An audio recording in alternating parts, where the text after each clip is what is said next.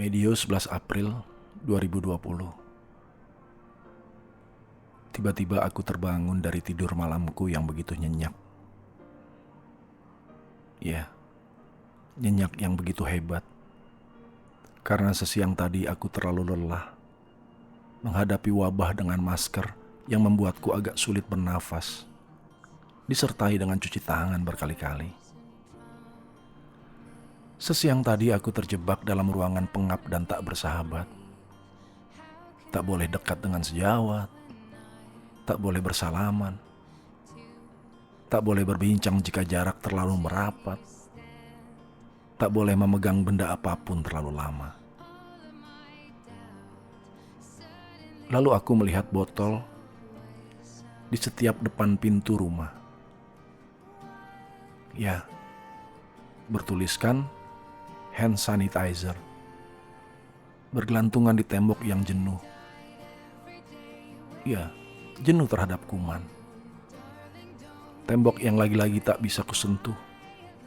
Sebab menurut para ahli, disitulah banyak virus bersarang sebelum mati menyentuh daratan. Aku melirik jam di HP-ku yang turut terbaring di sisi kanan tempatku rebah. Sudah pukul 1:46. Sedikit enggan. Tapi aku sudah terlanjur terjaga di antara letih yang sudah terusir karena tidurku sedari sore tadi. Ku seduh kopi tanpa gula. Karena sudah 2 tahun ini aku menghindari manis akibat diabetes yang aku derita. Ku didihkan air dalam panci kecil. Api yang genit bergoyang berdesis, menyambar pantat panci dengan biru nyalanya yang menawan. Hujan yang berhenti, sisakan basah di lantai dapur dan seputar atap rumah yang telah rentah. Sunyi. Lalu aku bergegas menuju ruang di mana biasa aku leyeh-leyeh, sambil menghisap rokok dan mendengarkan musik yang entah mellow atau metal. Sebab kali ini, aku sedang tak ingin mengingat apapun. Tak ingin merindu siapapun.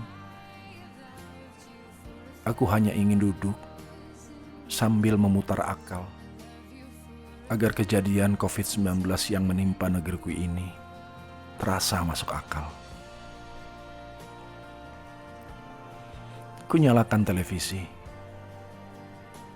Satu persatu channel pada remote control aku pindahkan. Tak ada yang beda. Semua sama tentang corona. Semua sama tentang social distancing. Semua sama tentang himbauan di rumah saja. Tentang cuci tangan sesering mungkin. Tentang penggunaan masker. Ya, semua karena kuman yang nakal, yang datang tiba-tiba menyerang seluruh muka bumi, membuat harga-harga melambung tinggi, menipiskan persediaan medis, menghabiskan stok alat pelindung diri. Para medis dan dokter terpapar, lalu pergi mendahului ke hadapan ilahi. Sementara warga masih asik dengan kesibukan diri, sehingga tak peduli akan begitu hebatnya virus yang menyeret dan lumpuhkan negeri ini. Warga seakan merasa bahwa musuh tak kelihatan, sehingga tak gentar dan masih saja menjalankan kegiatan tanpa takut terpapar.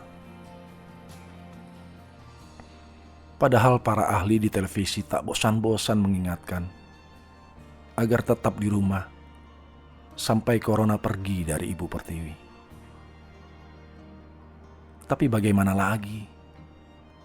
Perut dan isi dompet menjadi alasan mereka terus bergelut dengan bahaya yang mengintai.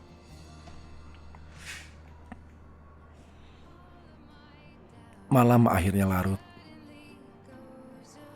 Sumpah, saat ini aku tidak ingin mengingat masa lalu. Aku tidak ingin meratapi kamu yang pergi. Aku tidak ingin menyesali apa yang sudah terjadi antara kamu dan aku. Aku tidak ingin merindu. Meski kadang-kadang bayangmu lalu lalang di antara pot-pot bunga kebun belakang yang kau tanam. Sumpah, aku sedang tidak ingin mengingat tentang kisah cinta kita. Kali ini pikiranku sudah berat dan linglung dipenuhi tragedi corona yang tiada henti. Energiku habis, terkuras oleh dugaan-dugaan tentang kebenaran ini semua. Di antara percaya dan tidak, akalku lumpuh tak berdaya di hadapan kisah virus yang suatu saat nanti akan mencatat sejarah dalam kehidupan anak cucuku. Mataku mulai berat menahan kantuk. Namun sebelum benar-benar lelap, aku hanya ingin berpesan bahwa saat ini diam di rumah saja, pakai masker, cuci tangan di air mengalir, social distancing, physical distancing, dan PSBB adalah cara jitu dalam memerangi corona yang datang tak diundang. Oh iya, bukankah sebentar lagi Ramadan? Jika kita tertib saja menjalankan seruan itu, maka kita bisa tarawih bersama-sama seperti dulu. Di masjid-masjid, di musola, dengan wudhu yang menjadikan wajah kita bersinar menghadapi Ramadan. Lalu kita rayakan kemenangan dengan bersalam-salaman usai salat Id. Lalu berkunjung ke rumah sanak saudara, handai taulan, dan bersujud kepada kedua orang tua kita tanpa larangan karena adanya kuman. Dan sudah barang tentu, sambil menyantap makanan yang tersedia di meja.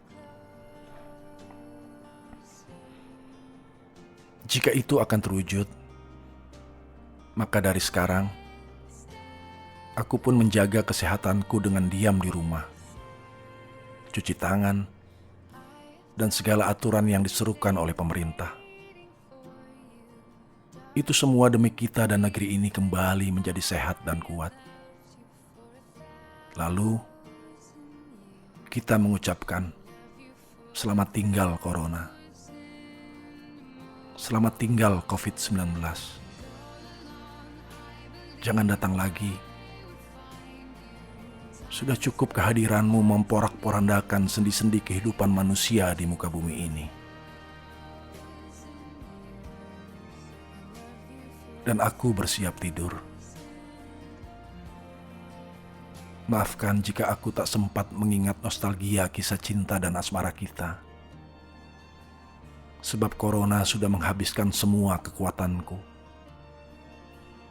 menggerogoti kenanganku, dan melumatkan ambisiku untuk kembali kepadamu. 12 November 2021. Ternyata corona belum pergi.